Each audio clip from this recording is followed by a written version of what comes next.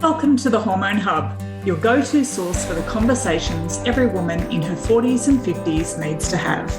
I'm your host, Kylie Pinwill, your nutritionist helping you navigate your way through perimenopause, menopause and beyond so you can say goodbye to the endless fatigue, unexplained weight gain, hot flushes, PMS, mood changes and more that come on this hormonal roller coaster.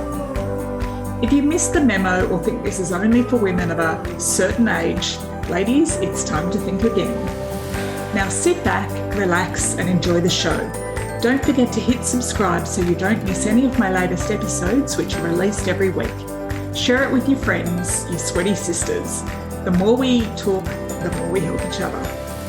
Hello, everyone, and welcome back to the Hormone Hub.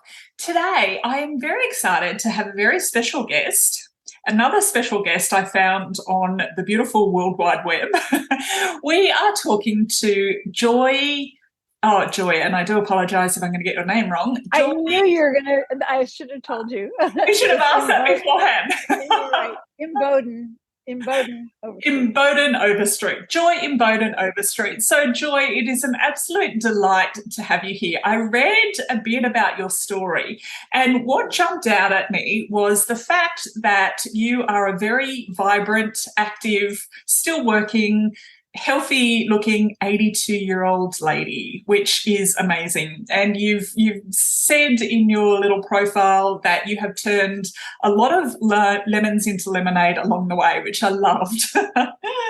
So today, Joy's going to have a chat to us. She has also recently authored a book, which we're going to talk about, and her book is very relevant to a lot of our ladies here, and how she was pretty much back in the 70s, almost a pioneer really for, long before there was intuitive eating and anti-dieting and all of those things. Joy, was doing her own program, Thin Within. So we'll have a chat about that and, how that sort of came about. But welcome, Joy. It is a joy to have you here. It's a pleasure to be talking to somebody so far away, and it looks like you're right next door. Absolutely. Yep, the beauty of technology. So just for everybody listening, Joy is in Portland, Oregon, and I am in Noosa in Queensland, Australia. So we've managed to get the time zones to align and all the tech working. So far, so good. So Joy, tell us a bit about yourself. You have an amazing story. Well, it's a long story, and we're not going to have a week to tell it. So probably the parts that your listeners would be most interested in is what happened in the 70s when in 1974, my husband died of cancer, and I was left with two small children to raise on my own, and a lot of negative feelings, shall we say, a lot of really horrible feelings. And my solution to that was to eat and then to diet, because those were the things that I'd been practicing for years since I had I gained something like 25 pounds in one summer when I was 15, and that kind of set me off on the path of dieting for a long time. And those were the days I have to stop and read to you one of the things that really influenced me in a not a good way. Yeah, sure. Was this book. This book called, can you see it? Yep. The Thin Book by a formerly fat psychiatrist. Yeah. This came out in the 60s. And his very first chapter, can you see the title? Fatness is a Sickness. Wow. Right. Okay, so I'm going to read you just the first few couple sentences. Being fat is a sickness. For our purposes, you are fat and sick if you are at all overweight. This applies whether you are mildly sick, that is 3 or 4 pounds overweight, or deathly sick, that is some 75 pounds or more overweight. Like many sicknesses, neglect will result in the acute becoming chronic and the benign becoming malignant. So, regardless of how overweight and sick you are, please pay heed.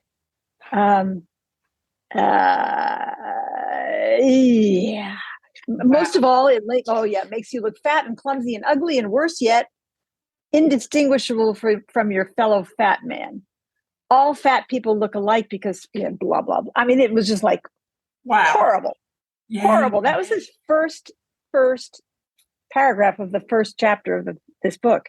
And that was kind of like where we were. And we were, I remember my high school friends were doing Metrical, which is this disgusting slim fast kind of little can of diet. It's basically Enfamil, infant formula for grown-ups. Yeah, wow. With little chocolate added. Yep. At any rate, so when my husband died, I sort of started dieting, trying every diet that I could think of. I had, scores of books and magazines, and none of them worked because I cheated on every one of them within 12 hours. I mean, I was just totally incapable of following a diet. I would adjust it so that it worked for me, but then that was, at any rate. So I got to the place where that was all I was thinking about all day long. It was horrible. Yeah. And I was really close to suicide. I was so desperate.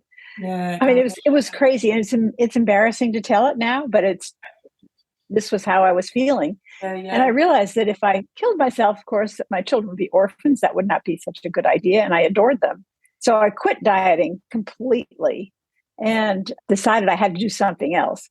And the first thing I decided to do was to tell the truth about what I was eating, because I was a grazer, just nibbling all day long. And I was particularly fond of cleaning up my kids' crusts and the stuff they left on their plates. And when they're, preschoolers, they leave a lot. And you would think it was disgusting, but I thought, I was part of the generation that was the Clean Plate Club. And if they weren't going to clean their plates, I would do it. Oh, sure. So, and I'll put my hand up and say I used to eat their crusts and put extra peanut butter on it. Right, of course. Why not? Yes. So anyway, I started writing down all that I was eating, and just the process of writing down exactly what I was eating, I wasn't counting calories or anything. I was just like 3 bites of this and 2 bites of that, and the kids' crust with a little extra peanut butter of that, because I did that too. And just the process of writing it down started to give me an idea of how much I was eating and how much I was eating that I didn't even like, obviously. So that was step one. And then a couple of weeks, it wasn't long at all, a couple of weeks after this decision, I was already feeling a little bit more in control of myself. I had breakfast with a friend who was taking my kids for the morning for a play date. And she was just sitting down to breakfast when I arrived, and she asked me if I'd like to join her. And of course I said, well, just a cup of coffee because, I'm on a diet, sort of. And she was having a piece of cherry pie that she had just baked. And so we sat there, and I'm watching her eat the pie with my black coffee. And then about halfway through this piece of pie, she patted her stomach and said, you know what? This is great. And I'm full. And she pulled the garbage can over to her and tossed the piece of pie, what was left of it, into the garbage can. Yeah. And this blew my poor little brain. I mean, you just do not throw away perfectly good food, and particularly pie. And, you don't also eat pie for breakfast. Homemade, beautiful pie, fresh from the oven. Yeah. It was, everything about it was wrong. And so I sort of looked at her, and it was this skinny little gal. I mean, she was really bird-like. And I thought, there is something that Carol knows that I don't know. Yeah. That she is relating to food in a way that is so foreign to me. I need to understand more about it. And I realized that this is an assumption I made, and I suspect I'm right, that the people who write the diet books and the diets and invent the diets have their own weight problems. I mean, they may look thin on the outside, but they're fat still in their heads. And 100%. what I was fat in my head plus some pounds. And I needed to see if perhaps. I mean, I don't know if you know who Abraham Maslow was. I He don't. was a positive psychologist. He was like the first positive psychologist, and Yeah. his theory was that we were wasting a lot of time studying people who did not have their shit together, that we needed to be looking at people who were healthy in various emotional ways.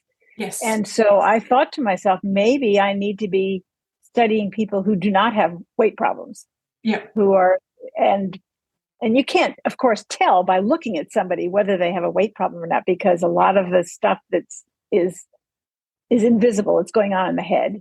There are a lot of very thin people walking around with fat heads. Oh, absolutely, absolutely. And I always say, yeah, to women who sort of tell me, oh, well, all my friends are thin and they can eat what they want. And I said, no, I said, you know, regardless of what they look like, a lot of people carry a lot of stuff and a lot of stories in their head, 100%. Yeah. Yeah. So anyway, I started sort of following people around and watching them eat and talking to them about how they felt about food and what their attitudes and beliefs about it were. Yes.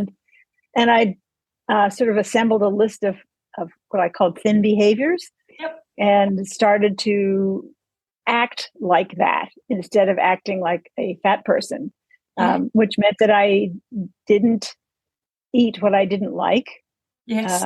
Yep. And if I wasn't hungry, I didn't eat. And Yep. if I was full, I stopped eating. Yep. And those became the foundational rules. They weren't rules, but they were, well, we called them at Thin Within. So anyway, after this, I created a series of workshops I called Thin Within, because that's what I wanted to be myself. I wanted to be not so much thin outside, but thin in my head. Yeah. And so anyway, we had some rules. We called them the optimum conditions for conscious eating, meaning that these are like best practices if you really want to be mindful. And they involved paying attention to your hunger signals and being present, getting to the table when your food does. Yes. In your head. Yeah. And actually experiencing the food in the present moment, as opposed to your ideas about the food. Yes. So just because you have the idea that you love chocolate doesn't mean that this particular chocolate brownie is going to be as good as you thought. Yeah. It often is not. But if you've already decided I love chocolate, you inhale the whole thing and story. So yeah, that's a long story. Yeah. No, that's great. And it's very much in alignment with the way, I work with women and get them to think about food. And I always use the croissant analogy. And I'm sure all my clients are going, oh, here she goes again with the bloody croissants. Oh, sounds good to me. So, what is it? So my thing is, if you want to have a croissant, and that could be, a cheese plate, a chocolate brownie, whatever it is for you, insert that here. Mine just coincidentally might be the croissant. So we have got this patisserie, and it's about 20 minutes drive from my house. So if I am going to have a croissant, which, I do every now and then, I will drive to this particular patisserie. I will have a cup of coffee. I will sit down, with or without a friend whoever's around or not around at the time. And I will enjoy every single mouthful of that croissant. It's beautiful. It's come fresh out of the oven. They serve them warm. It's perfect, and I have my coffee and I enjoy it and I eat it slowly and I just love it. And it's in my head, it's my kind of, I get to sit and I get to be still with my croissant and I enjoy it. And you know what? Then I let it go, and I might not think about that croissant for another 3 or 4 months. And sometimes it might be a week and I'm going, about that croissant, maybe I should go back. But right. And it's coming to the table, it's sitting down, and whether it's the cherry pie or the croissant or the brownie or whatever, it's, and I've done it in other places and I've sat down, I've had a mouthful of the croissant and it's been like greasy, and I've just gone, yeah, no, can't do it. And that's not the croissant for me. So yeah, Yes. if I'm Yes. going to have it, it's going to be a good one. That is right in line with my thinking and my behavior. And Yeah. we actually had a term for your croissant. We called it two things. We called them teasers and pleasers, and that would be a pleaser. And a pleaser is a thing that you don't. It's not in front of you, but you have the idea of this delicious, wonderful thing, Yeah. and you have to make some sort of effort to get it. I mean, you have to drive 20 minutes and set aside time and so forth. But once you've had it, it is just like you're totally satisfied, and you don't need any more. No. A teaser, on the other hand, is the bowl of chips that at the party, or the candy on the secretary's counter, or the Halloween candy that your kid brought home. And it's there, and you weren't hungry, but you saw it, and you're like, okay, I'll have one. And then, and so it's not satisfying. The other kind of teaser is diet food. Like, I can't have a croissant, so I'm going to have a sugarless cookie, or a diet soda, or or celery. I'm going to have a lot of celery. And you eat a lot of celery, and you're still, it's like you still got to go and get the croissant. Exactly. So it's a question of being discerning. What kind of food is this? Is this a teaser, or is it a pleaser? Because you have to know that the teaser will not do it. It just won't. Yes. I love that. And that's sort of, why I always sort of back it up. Go for the best option you can have of whatever it is that you're after. Because, otherwise it just becomes, if they're just teasers, that hand to mouth kind of thing. Yes. Right. Okay. So Thin Within was, such a big success at the time and it all sort of happened and this is exciting for me as an Aussie, in that San Francisco Bay Area. So, and then by the time the 80s sort of turned around, you left. Why was that? Well, the first thing is I had resolved my weight problem. I mean, it was gone. It just, I worked really hard at waking myself up to, I mean, it was a process of implementing challenging practices, awareness practices, and kind of taking myself to task and listening to my stories and excuses that I had used to eat more than I needed. But by 1980, I was like so done, and I was done of listening to what I called fat stories. This like, oh, there's this, and then that happened, and then that. And it's like, okay, no, stop. It's like, stop with the stories. Let's just get started on the plan and make steps. And so I left with the intent. Oh, and I did. I went to grad school in public health, but I also met a man and fell in love, and we had a kid, my third child. And so it just started me on a whole other life path. So I had intended when I left to write the book about it, but I got involved in so many other things. Of course. And then my 80th birthday was approaching, and I'm like, I still haven't written the book. And I do not. I love that. 40 years later, I need to write. 40 years later, right? Yeah. I had all these stories of why I shouldn't or couldn't, and so forth. And so I finally sort of sat myself down and wrote it. And I'm actually glad that it took that long, because I had a lot more to say about it. From that distance, and a lot of could add sort of neuroscience and cognitive behavioral stuff. The things that we did back in the 70s were a combination of my intuition and experience. I mean, the whole process was very experiential. It was not a heady thing. And so it was shaped by my own experience and the experience of our participants, because there was a lot of sharing, and I learned a lot and they learned a lot. And that's the sad thing, I think, about writing a book, or even about this whole period of time when we're doing things remotely or by Zoom because of COVID, and people aren't doing groups anymore, or at least not many. And honestly, it's so helpful when you are in a group with other people who share your challenges, but are different, because we're all different. We have different stories and different excuses and different solutions. And just being in a group with people who are working on the same thing and hearing their experiences of what's working and what's not working, it's just like, oh, I had no idea that was true for me. But, when you say it, I realize, oh, I do that too. This Hormone Hub episode is sponsored by our free Hormone Help Call.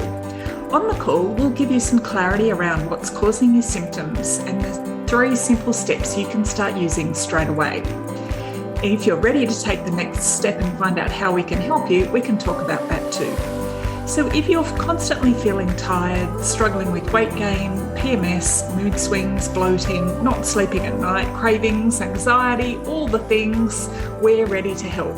If you're ready to ditch those sugar cravings, regain your energy and shift that stubborn weight, then let us help you balance your hormones, reset your metabolism and get your confidence back so you can live the life you're meant to. The link with the details to our Hormone Help Call is in our show notes or over at kyliepinwell.com. And I think also for women, to realise that they're not going through this alone. Right. I think it becomes very isolated, I'm the only one who is struggling with my weight. I'm the only one who doesn't have the willpower to stick to something that works. So I hear those sort of stories a lot. I bet you do. Yeah. It was very, particularly for people who didn't have a lot of weight to lose. Yeah. Who just had a lot of stuff going on in their head. Yeah. It's very shameful. They felt embarrassed that they would be having such a hard time when it didn't show on the outside. Yeah, because I get women sort of saying, oh, well, it's only a few pounds or it's only a few kilos, but I don't like the way I feel. And I think I've spoken to enough women that it doesn't matter, we talk kilos rather than pounds here in Australia. Right.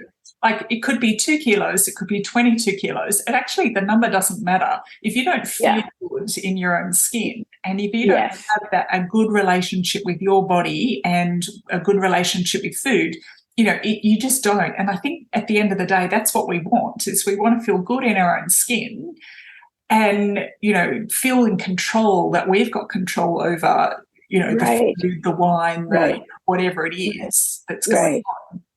What our stories are about, for sure. Yeah, that was the other thing that was so depressing, was that I felt so out of control.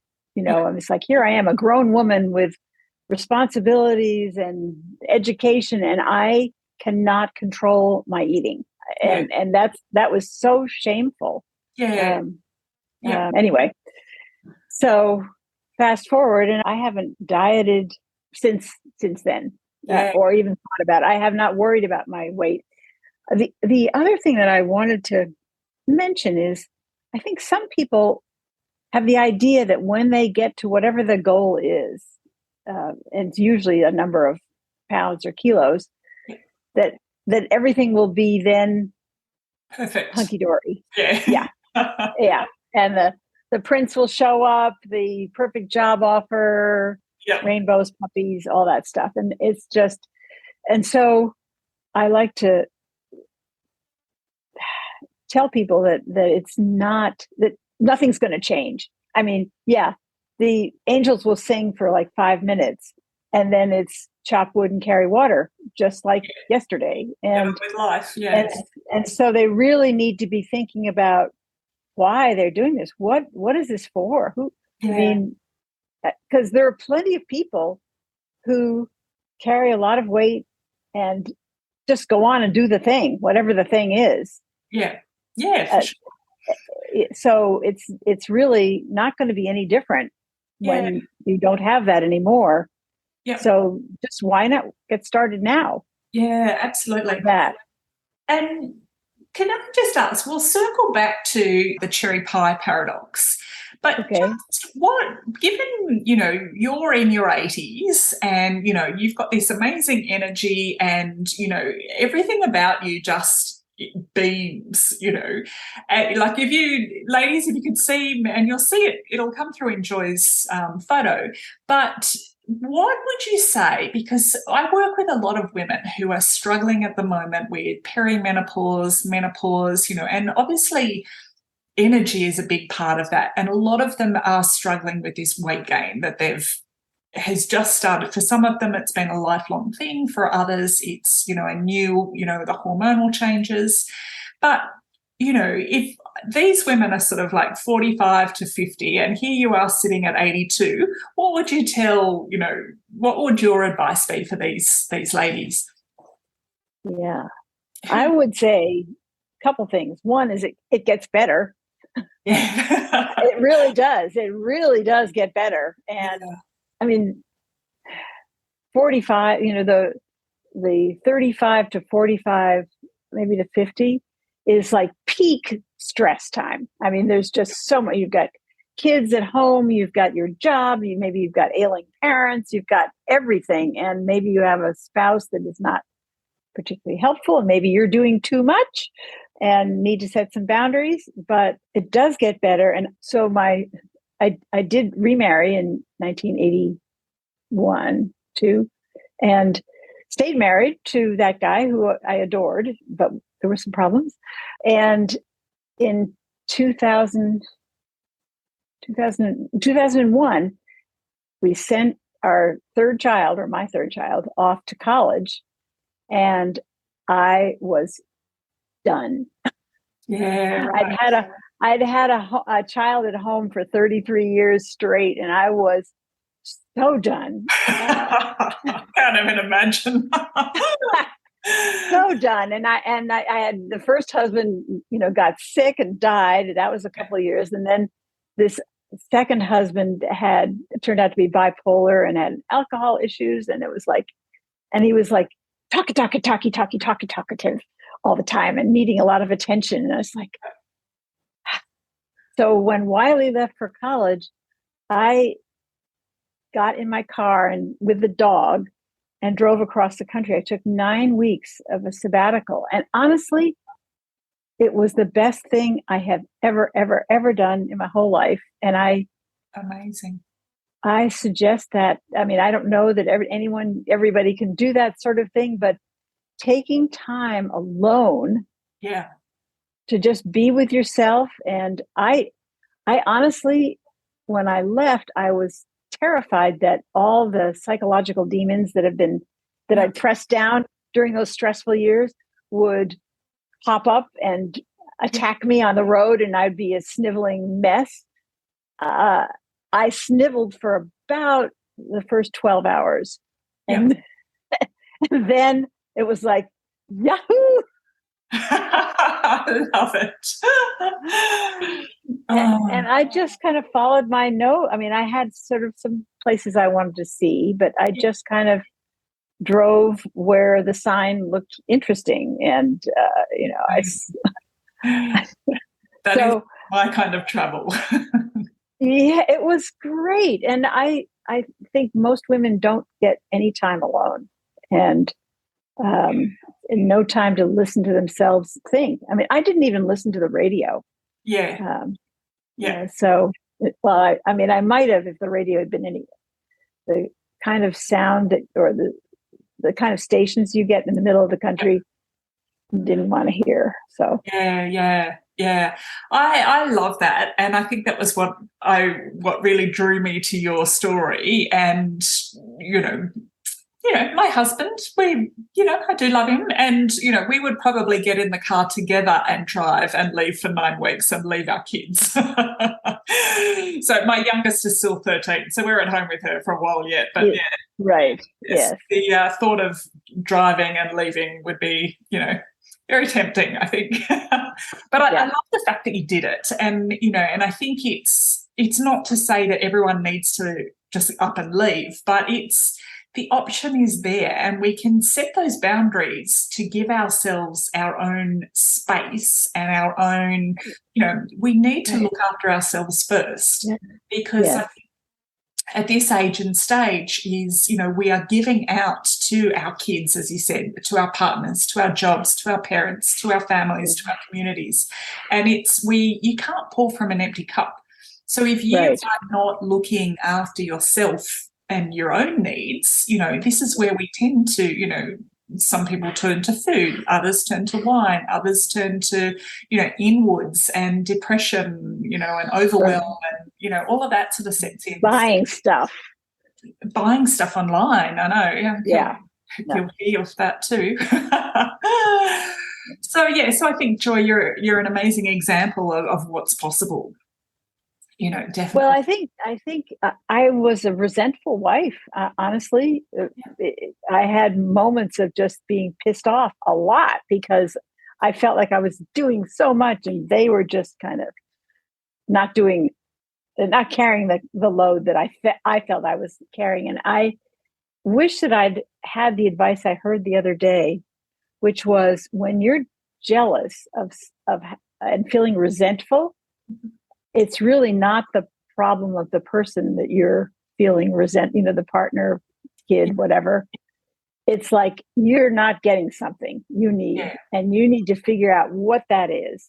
Yeah. And figure out how you can ask for it and say, I need this thing that I'm not getting. And I don't like being pissed off at you because you have it. You can just go off and do this thing, and I'm stuck here with the kids or with the whatever. And I need to figure out how I can take care of myself. And without blaming the other person. Because at the end of the day, we are the ones responsible for our own happiness. Yes. And it's only us that can control that. But some women, I do recognize that it's overwhelming, and this might be the first time that this is dropping into awareness for some of our listeners, that you actually get to control how you feel and your outcome as well. So easier said than done. Yeah, right. The other thing that my daughter is 54, 55. Yep. She's older. And she during this particular period of time, the menopausal middle, she went to therapy, and she said all of her friends are doing therapy. And so whenever I would say to her, I'm struggling with this thing or that, she's like, why don't you go see a therapist?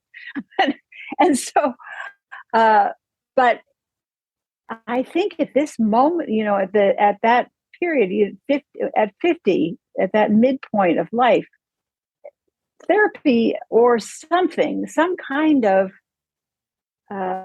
self-examination and reevaluation is a really good idea. Yeah. Because you're closing in on the first half of your life and looking forward to the unknown. I mean, you don't know what's ahead. I mean, it could be anything. So, well, like you said, it gets better. It does get better. I'm sure for some people it gets worse, but I think that, my understanding from reading is that older people are actually happier than younger people. Yeah. That the midlife is kind of like the most unhappy that many people are. Yeah. Okay. Wow. And that's it. And I think, there's certainly hormonal changes, but there's a lot going on just with life right now, Yes. for many women.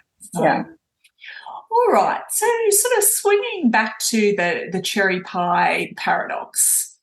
First up, how is the cherry pie paradox different from all the other kind of anti-diet books out there? Anti-diet books. Yeah, that's a good question. The truth is that I actually don't read those books, so I don't know for sure. Because the topic is just like, I'm done with it. I just am done with it. So I wrote what I know, And so the cherry pie paradox really, so Thin Within was a workshop that took place over 6 weeks. And then there were a couple of follow-up sessions after that. So, you could be involved for like 3 months. Yeah. And we would meet for a couple hours together as a group. And then there was a lot of homework in between.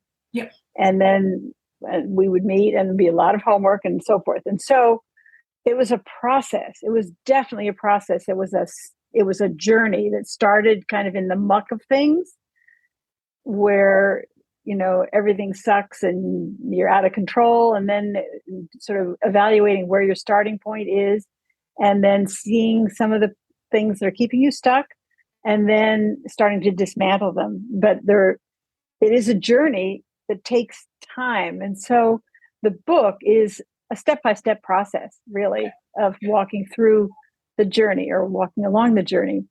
And so there are exercises not physical exercises, but writing prompts and ways to get more in touch with food. Cut you off there. It sounds like you could apply the cherry pie paradox to resolve other kind of Yes, you could. Not just diet. Yes. Weight. Well, the whole idea of it is to become more awake. Yeah. Period. Yes. And when you're more awake, you can be more awake to your stories that are not helping, and more awake to the beliefs that have kept you stuck, and more awake to the realization that a lot of these beliefs started when you were a kid and didn't know any better, and that those beliefs can be about almost anything, not just food. And so you're more awake, and then once you're kind of more in touch with how you're feeling and how you got there, you can be more intentional about what you're going to do next, about your choices. And so I think the whole idea is it leads to a more intentional way of life, and more intentional choosing of friends, choosing of activities, more aware of your surroundings. I mean, to live in a home that pleases you, that expresses who you are. All of that. Yeah, I love that. And I love that, it's choosing what serves you and choosing what brings you joy and letting go of what's not serving you anymore. Because I think we get so caught up in the busyness of life that we think we only know one way, and we don't think of, there's actually, that doesn't work for me anymore. So, the fact that you can apply that to food, but also to like the bigger scheme of life, I think is beautiful. Yeah. So the cherry pie paradox, the paradox is that, if you're a dieter, you don't have to diet, and you can actually lose weight by eating cherry pie or not, whatever your croissants. And I had one last week. It's much more fun that way. A couple of weeks. What's that? I had one last week, so I'm good for a couple of months now. Okay, good. Yeah. Oh, all right, Joyce. So, where can people find the cherry pie paradox, and how can they connect with you? So we're not. We're not Zooming. I mean, we are Zooming, but this is going to be just an audio thing. I will put it's audio, so I will have all of this is the book, The Cherry Pie Paradox: The Surprising Path to Diet Freedom and Lasting Weight Loss. And you can find it at Amazon. I mean, it's in there. I mean, I've sold books in Australia, so I know it's there. Yeah. And because the audiobook is coming out soon, but I just finished, this is the not for resale proof, but I have now got a workbook to go with it. So fantastic. You can actually do the exercises. The book is really fun because there's lots of, you can see the picture here. Yeah. There's like a dozen illustrations by this gal, my friend, and they're all goofy. And the idea is to lighten up, because this is not a death march. Yeah, exactly. This is an opportunity to engage your curiosity. I mean, there are two ingredients that you need to bring to this work. One is curiosity. Yep. And the other is compassion. Yes. for yourself, because 100%. you have done some stupid things that you regret. We all have. And it's like, yeah, okay. So what? Done. Yeah. Move on. Yeah. Learn and move on. Yeah. And watching yourself screw up, failure is great, because you can see, that didn't work. Where did I go wrong there? And that curiosity serves you in that regard as well. So yeah, very much.